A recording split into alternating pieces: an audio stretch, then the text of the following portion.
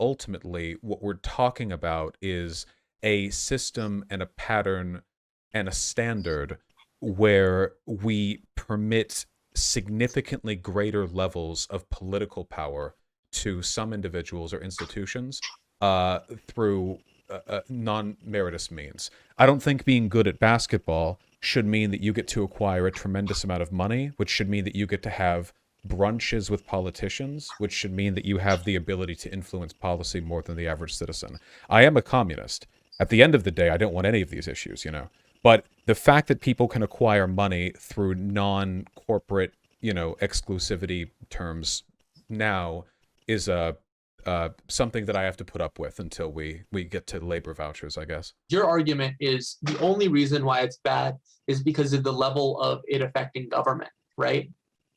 Like if somebody, Right, because in practice, you know, it's not just like we're trading for jawbreakers at an identity, right? Where there are consequences to inequitable wealth distribution.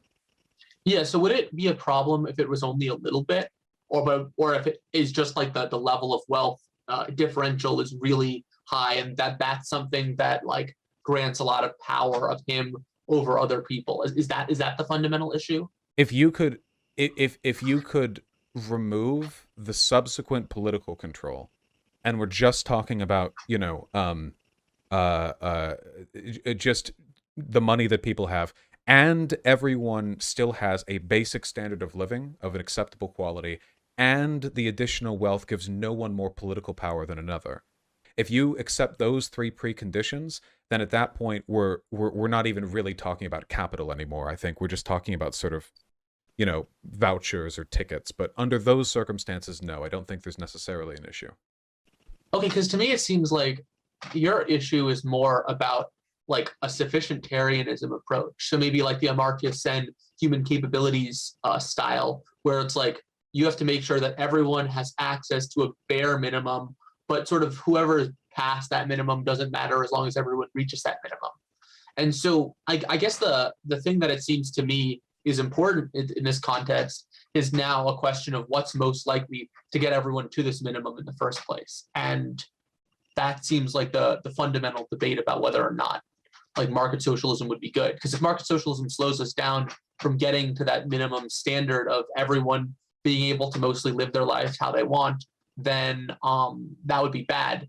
But if it was good, if market socialism turned out to be a more productive system, and because it was more productive, it tended to lift more people up to like the sufficient standard, that would be like a reason to adopt it, right? Yeah. It's also about making sure no one has political dominion over another. So you could have, you know, a capitalist society where you know, everyone has a substantial social safety net, you know, like middle class existence for everyone no matter what. But So like a Scandinavian system, right? right, but they would still be slaves in that state.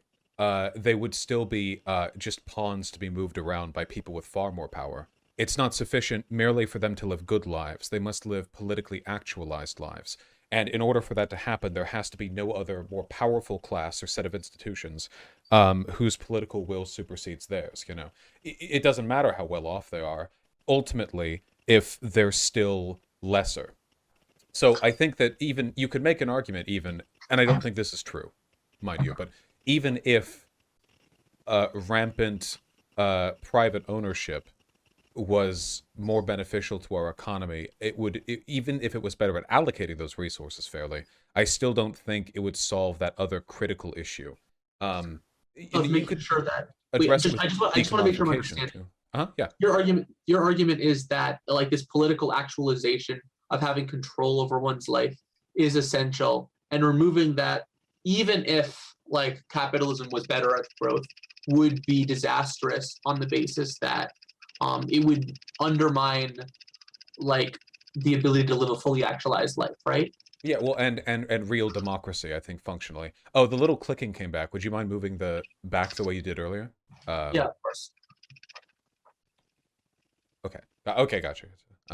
Oh no, just to hear it again. It sounds like a little clicker wheel, like when the baseball card and the bicycle stokes.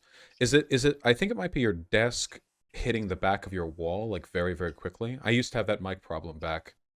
My first thing, like you could pull the desk out like a tenth of an inch and it might not do that? Yeah, let me try that. Is that better? Huh. No, I still hear it. I wonder why that... The thing you did before made it stop instantly. I don't... I'm going to back up a little bit. I'm going to see if that makes a difference. I'm also going to adjust. Is that better? No, I'm afraid I still hear it. I wonder if it's something internal. Maybe you should just give your laptop a smack? Honest to God. Oh, yeah, let's do it. Oh. That better? Yes. Oh, yeah, I'm telling you, the smack did it. Okay. Yeah, You're right. That actually worked immediately. Okay. Okay. So, sorry, you said you wanted me to say something, clarify something. I didn't mean to interrupt. Yeah, so just to make sure I'm understanding, because I'm glad that I feel like this debate's been really productive, and it feels like we are really trying to understand what each other is saying. Yeah, no, I'm having a great time. Absolutely. Awesome. Yeah, so your argument is that in order to live a fully actualized life, that life needs to be political. And the reason why it needs to be political is because the idea of somebody having more power seems to like fundamentally be unjust. Yeah, it would be the same argument that I would make for the Soviet Union. Because, you know, for all their claims to worker democracy, in reality, most of the economic decision making was made through the party, you know? Now, the party, the way you got elected to the Communist Party was complicated and variable, but they were essentially an elite political class. And I really don't think there's much of a distinction between what they did and what capitalist owners do in our system today. The only difference is that the methods by which you become a member of that group in our country is much more transparent, you know. And there's not a direct membership card. It's just a sort of general participation in the system of control which exists above the working class. Of course, with the Communist Party, they were all official about it and they had their uniforms. But in both cases, I would say, as long as there's another group making the real decisions, an unelected group at that, mind you, we don't elect our wealthy, and we don't elect our, well, they didn't elect their party members, then you're not really living in a democracy. It's like a pseudo-democracy. They'll always be the ones telling you what to think through corporate media. They'll always be the ones limiting your choice in the Overton window, manufacturing your consent. They have every incentive to do so because their interests are set and not yours. So they can give you any narrative they want as long as it leads you to, you know, to vote for whatever perceived policies you think they'll enact. Okay, so you think that this creation of like, let's call them an ownership class, because that has some associations with capitalism, but also with government more broadly. And it's something that maybe I don't agree with, but at least I can understand how you're coming at this. Okay, so to me, it seems like the issue of ownership is that if you are in a free market system for the most part, the way that you obtain this wealth is from having to get people to consent to purchase things from you with the amount of currency they have, right?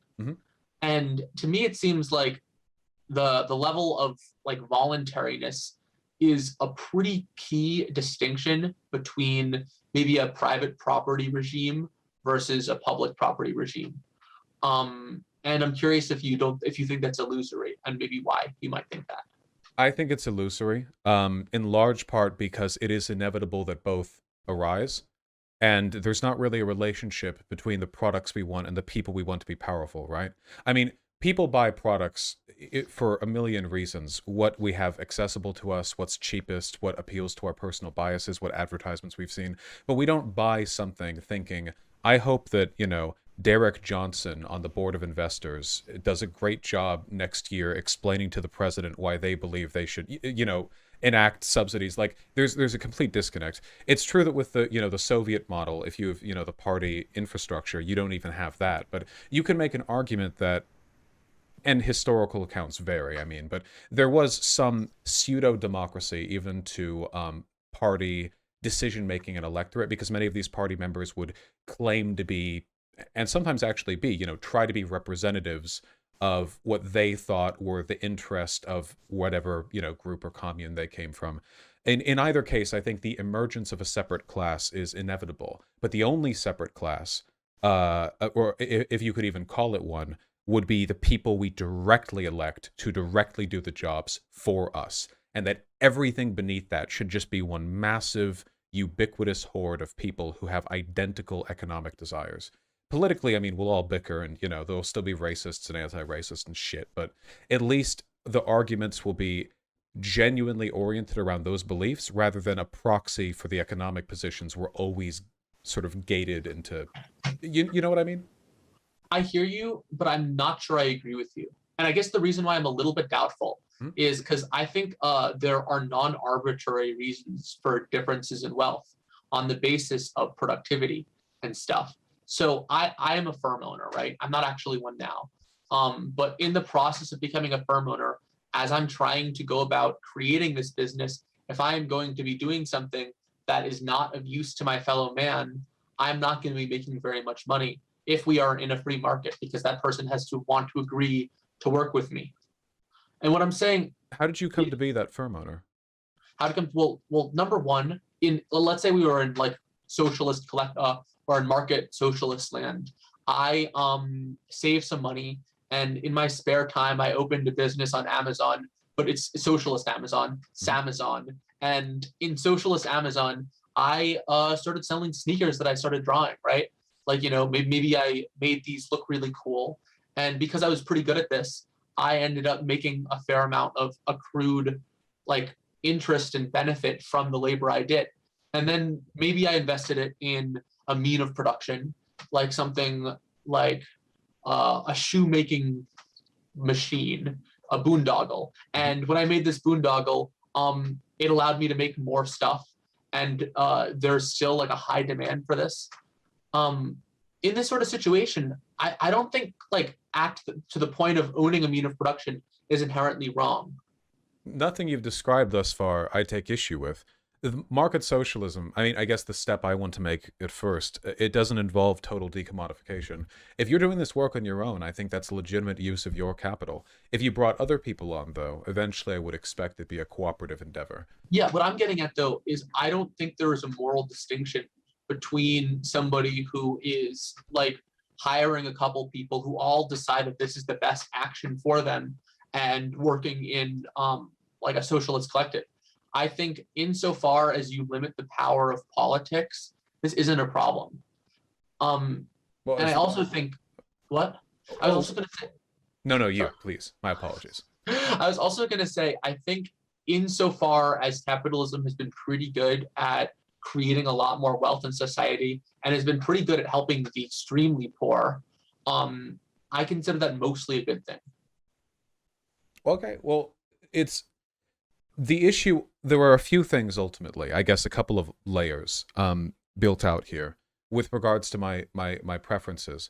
With it's undeniable that capitalism has been a beneficial economic step from feudalism. I wouldn't deny that, or mercantile capitalism, if you want to be specific. But I eventually things change. I think the issue is that liberalism, the Enlightenment, talked big about quite a few values, reason, autonomy, liberty, fraternity.